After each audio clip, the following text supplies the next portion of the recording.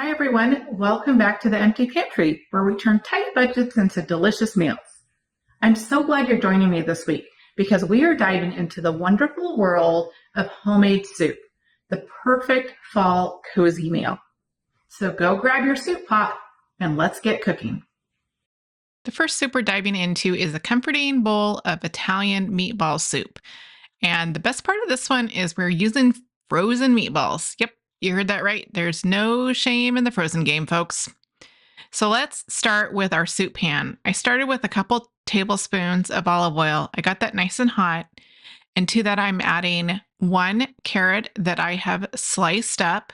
Dice it as much as you need to, or slice it to make sure that the pieces are fairly similar in size. Those carrots are kind of slow to cook and you want them to be the same size. Half an onion that has been diced up was added, and then 1 stalk of celery that I have sliced up uniformly. Once again, we want the sizes to be pretty consistent so that when you're cooking them, they're cooking at the same speed. You don't have some of it getting super soft and then some of it still being firm. So make sure that your sizes when you're chopping stuff up stays fairly consistent.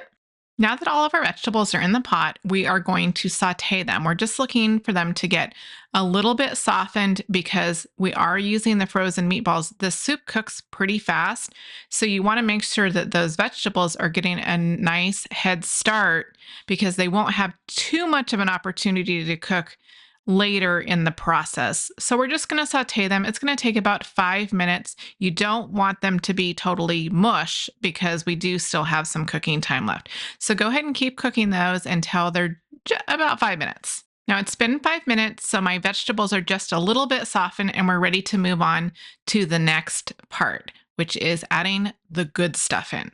So to our vegetables, we are going to start adding in our meatballs.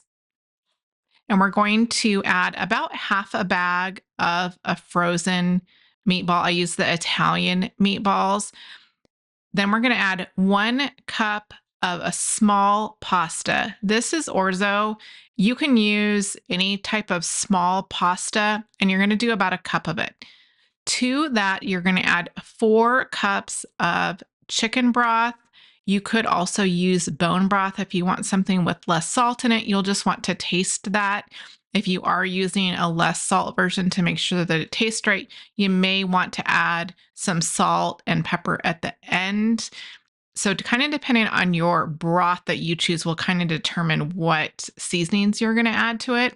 So I have my broth in there. And then the next thing I'm going to do is I'm going to add some spinach. I'm going to add about 5 ounces of fresh spinach that I did wash. It is important to wash that spinach, even when it says pre-washed. They sometimes use like a chemical to wash it. And so you do want to get that off. So I still rewash anything that says pre-washed. I still wash it. So I'm going to put that into the soup, and it's just going to add some really nice color, add a little bit of flavor to the soup, and it's going to get nice and soft as I let it sit there and simmer on the stove. If you prefer, you can use frozen spinach. If you do use frozen spinach, make sure you have defrosted it and drained it before putting it in your soup. Otherwise, you're going to have a green broth from that frozen spinach if you leave that liquid in there. So make sure you do that. So now that my spinach is in there, I'm just going to let it simmer for about 15 to 20 minutes. Now that it's simmered for about 20 minutes, I'm going to make sure 2 things have happened.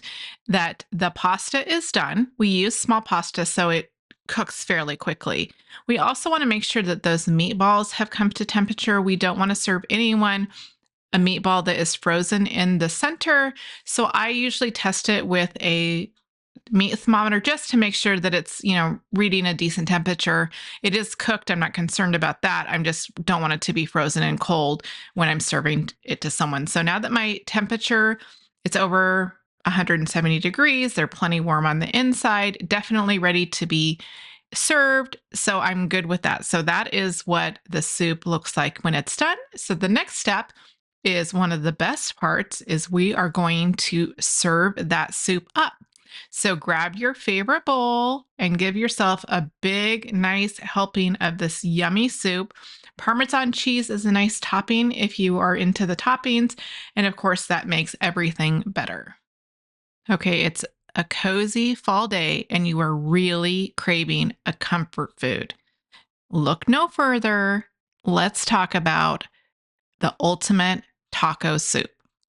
So, we're going to start with a large frying pan. We're going to need plenty of room in this pan.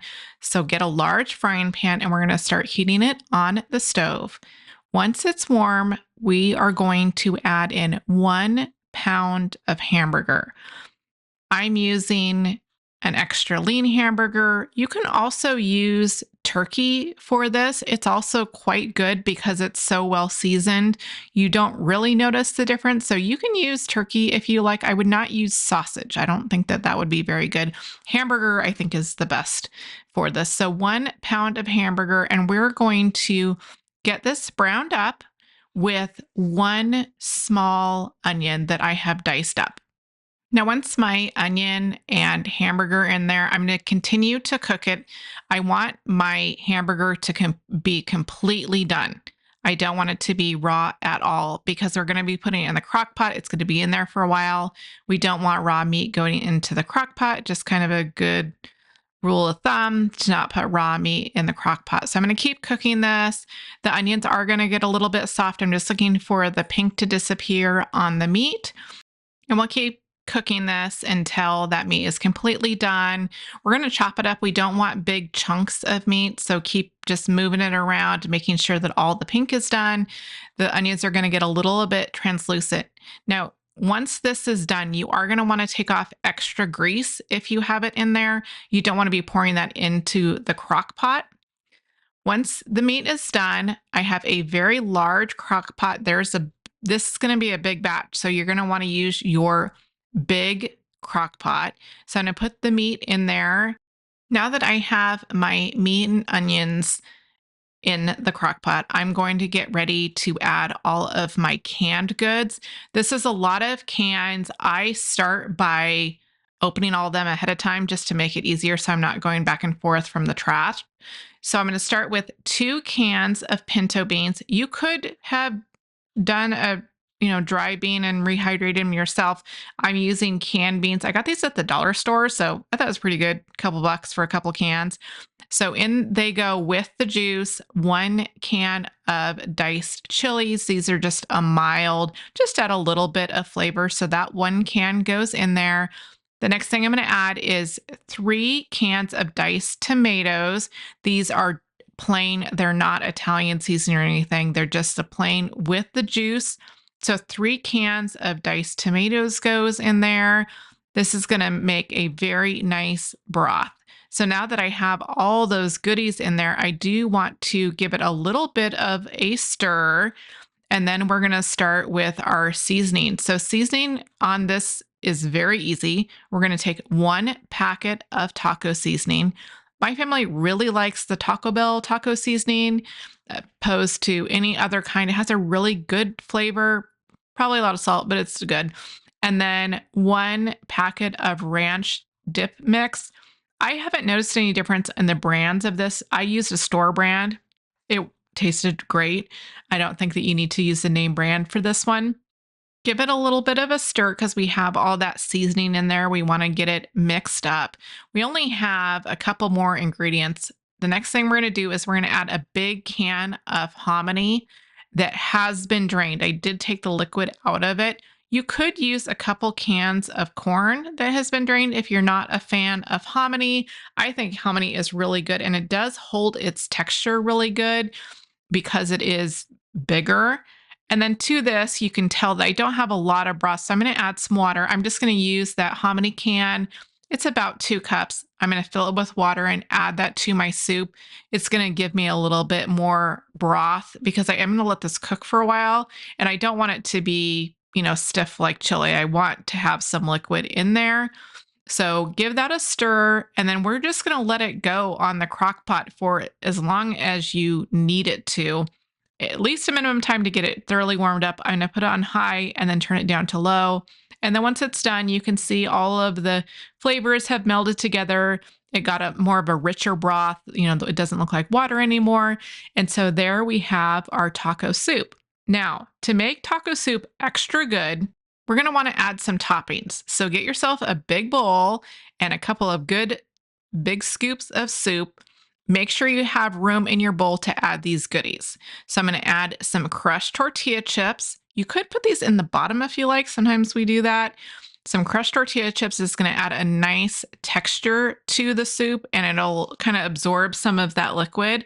And then on top of the tortilla chips, I'm going to add some sour cream. So just a nice big dollop of some sour cream. And then you can add some cheese, and you could add as little or not as much cheese as you like. We like a lot of cheese, so we grate some cheese and put that on the top. So if you're craving the ultimate comfort soup, this is taco soup. Now we move on to a classic chicken noodle soup. So very similar to a standard soup recipe. We're going to start with some vegetables. So 1 carrot diced up, 2 stalks of celery, a quarter of an onion that has been diced. And then to that, I'm adding 4 cups of bone broth.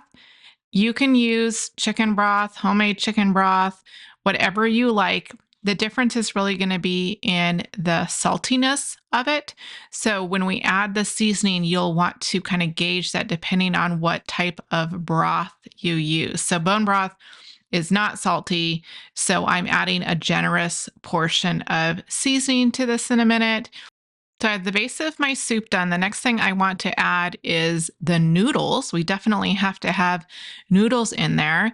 So I'm adding 1 cup of dried egg noodles. Depending on which type you buy will kind of determine how long it takes for them to cook. We have our noodles in there, so we're coming along on this chicken noodle recipe. The next thing we are going to need to add is our seasoning. So I'm using some rotisserie chicken seasoning. As I mentioned before, your saltiness, your seasoning will depend on what type of broth you use. So add or subtract as needed for your seasoning. On a side note, I threw some Rhodes rolls on the side to start rising. I thought they would be a nice complement to our soup. So the soup has been going on high for a couple of hours. The next thing I need to do is I need to get the chicken part of the chicken noodle soup in there. So I checked it, made sure that my noodles were good. I didn't put the chicken in prior to this because it was already cooked. I didn't want it to get too stringy. So in goes my chicken, nice big chunks of white breast meat in there. And I'm going to cook it just a little bit more on low till that chicken is warmed up. Once the chicken is warm, we are ready to eat. So I served it with a couple of those rolls. They're so good, light and fluffy. And this is just a great comfort meal. It's just classic. Everyone loves chicken noodle soup. And that's it for our Souptacular day. If you have a chance to try these recipes or have a variation you'd like to share, leave that in the comments below. And if you enjoyed this video, don't forget to give me a thumbs up. Don't forget to subscribe and hit the little bell icon so you don't miss any updates. Thank you so much for watching and being part of the Empty Pantry community. I can't wait to see you next week when I have more delicious recipes to share with you. But until then, happy cooking. Bye.